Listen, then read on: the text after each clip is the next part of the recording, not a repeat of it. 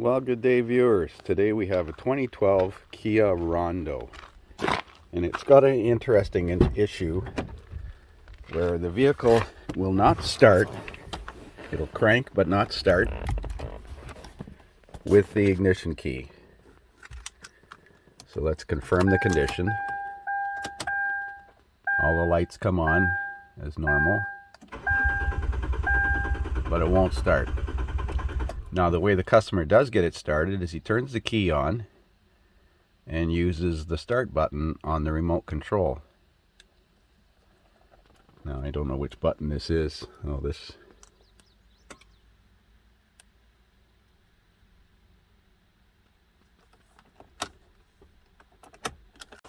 So the way the customer does get this thing to start is if you lock the doors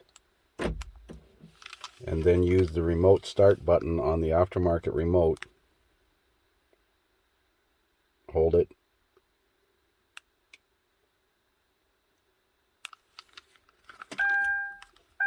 And once it's started, put the key in the ignition, turn it on, then you can step on the brakes and you can drive the vehicle. So I've got a transponder checker there. You can see it flashes when you turn the key on. So there is a signal being sent,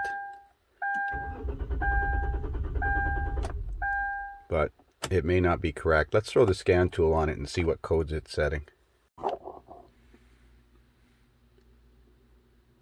Well, an interesting problem. Guess this car was not sold in the United States, as it's a Kia Rondo, and it's not seen here. Well, let's see what's close. Sorrento, maybe.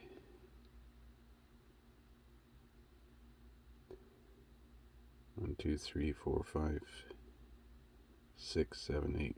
Code 6, 2.4. That same engine.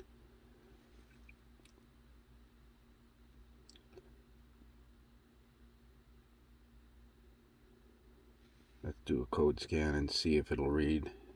I'm suspecting that we're going to have a security code, like a transponder signal not received or something like that.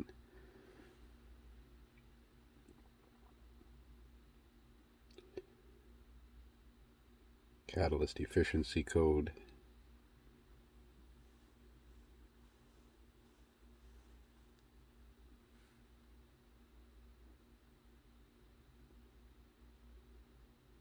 I think I'm going to need to get a different scan tool because this American-based VeriSedge doesn't support this vehicle, and it may not be scanning the vehicle correctly.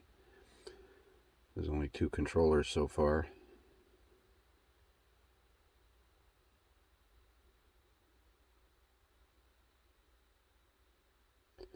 Wow, these things are slow. Pick up when it gets to the end.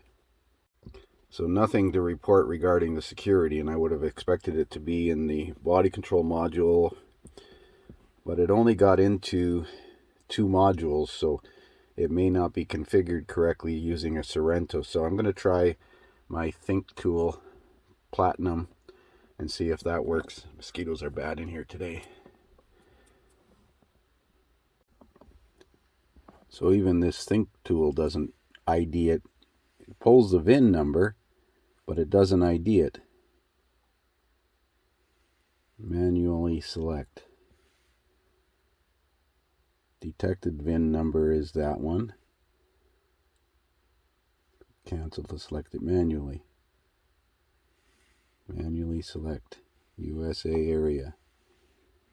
And then if I scroll down till it gets to Rondo UN, it says 2007. If I go into here, it has 7, 8, 9, 10. According to the customer, this is a 2012. Let's try a 10.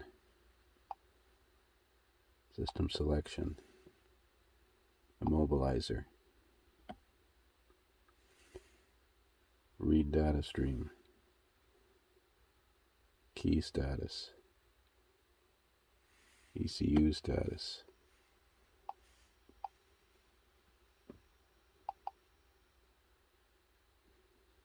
ECU learn key status not checked, number of learned keys.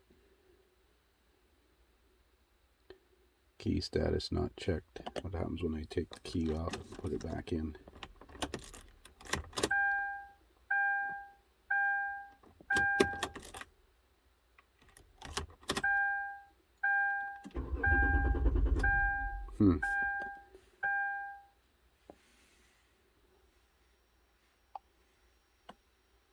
They don't have special function. Password teaching changing. Limp home mode. I don't want to learn it because it's working now. Code transmitter code saving. The transmitters work. Now the customer did say they changed the plastic body of the transmitter because it was broken. Now unless there's a transponder in this thing, then I took it apart and looked inside here and it's just plastic pieces unless there's another piece that fell out. I gotta do some research here. This thing is just getting confusing here. So this one does pull up an immobilizer transponder error in the ECM, as well as a P0430 catalyst efficiency below limits. I know it's got an exhaust leak. I heard it the 2 times I got it running. So I'm sure that case has a transponder in it that probably got damaged or didn't get transferred when the case was replaced. He said he took this to a cell phone repair business and they swapped the case for him. Now the transmitter works, but obviously this doesn't work. Now I've gotten it to start twice by using the remote start button on here, and that's how the customer drove it here. Press it a second time. So this is obviously sending the proper password to the ignition or to the system in order to allow it to start. Once it's running, it'll stay running. But there must be a transponder inside this case. I'm going to do a little research on that. So here is the original case, and I see there's a little compartment right here, and this is in the case. I wonder if this is the transponder. Now that theoretically sits right in here. That could theoretically be the transponder. And I don't know if it's in there. So what I'm going to do is I'm going to try and hold this piece near the ignition switch and see if it'll start. Alright, so I'm going to shut it off. Take the key out of the ignition. Put the key back in the ignition. Try and hold this while I turn it to crank.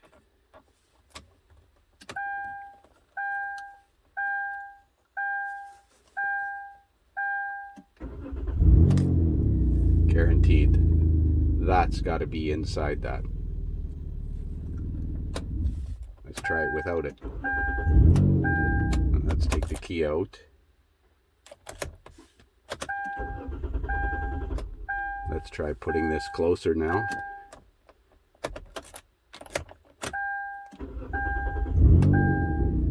Well, that's okay. We'll just tape this. We'll just tape this right here on the side of the lock cylinder. I wonder how this case comes apart. So there's a hidden, on this replacement key fob, there is a hidden screw under the emblem that was glued on here. Once you remove that screw, you should be able to access that little transponder there. Don't want to lose it. That little piece of plastic which looks like nothing. So there's the new replacement part taken apart, and there's this clear white piece in here, but I don't think that's a transponder. There's a space for underneath that where that little plastic piece will fit. I'll put it in.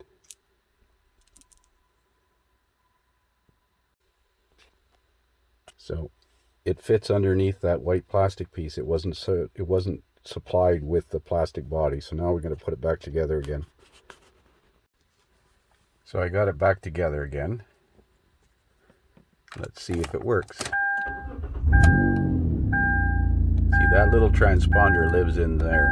That little piece of plastic needed to be transferred into the new case, and whoever did the transfer didn't know that, or didn't realize that, or missed it.